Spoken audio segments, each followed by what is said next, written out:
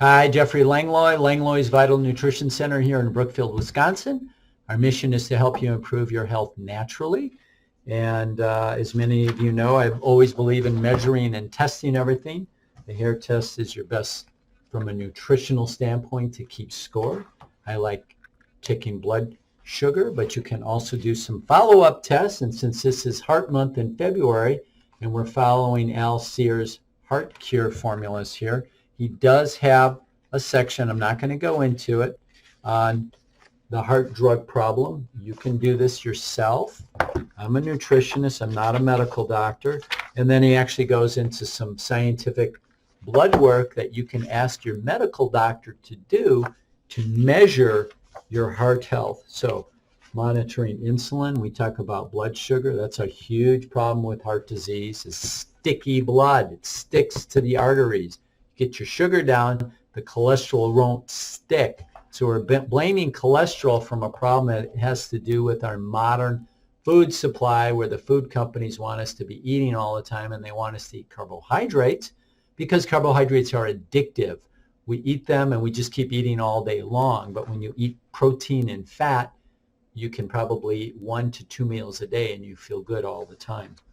So anyway, so he's got that. Now we're going to get into the food part where he says enjoy real food again. Okay, so here's his 3 easy steps for enjoying real food again.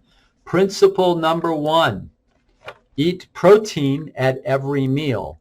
Principle number 2, limit carbohydrate intake. And principle number 3, eat natural fats. Okay, so that is, and what I love about this book is, so now he goes into and explains here how to eat protein at each meal. What are the good proteins? Grass-fed, things like that, healthy meats without antibiotics and hormones. Then we get into one of my favorite little sections here is on carbohydrates. This is called the glycemic index. So a carbohydrate is not a carbohydrate is not a carbohydrate. So certain carbohydrates increase your blood sugar more than other carbohydrates. Okay, so what is one of the, so what scientists did on the glycemic index is they took white table sugar as a baseline and they measured how much it raised your blood sugar. You would eat a certain amount of sugar and it would raise your sugar. That would be the baseline, say of 100.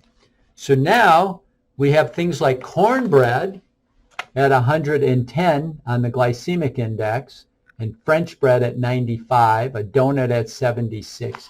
So actually cornbread raises your sugar more than sugar. Another really bad one is a potato. A potato is listed at 104. So again, there's more sugar. Even though potatoes don't taste sweet, there's more sugar in a potato than there is in sugar, in ounce for ounce. So I'm not going to go through all the foods in here, but suffice it to say the things that really raise the blood sugar are going to be all your baked foods, baked goods, breads, flours, things made from flour. Potatoes are really high. You can see here, meats do not raise your sugar at all. And then some fruits are better than others, with watermelon being the worst. And things like cherries, be sour cherries, plums, grapefruits, things like that are real low. Okay, so that's the glycemic index. And then he talks about eating real fat. These are going to be things like butter, cream, eggs, and not be full fat. Avoid all processed low-fat foods, very important. Okay, so this is, like I said, if you want to keep it simple and you have heart problems, this is the book that I recommend. If you have heart disease or someone in your family that you love has heart disease, get Al Sears' book and follow his easy to follow steps, and we can help you with it here as well. Okay, so your health is your wealth.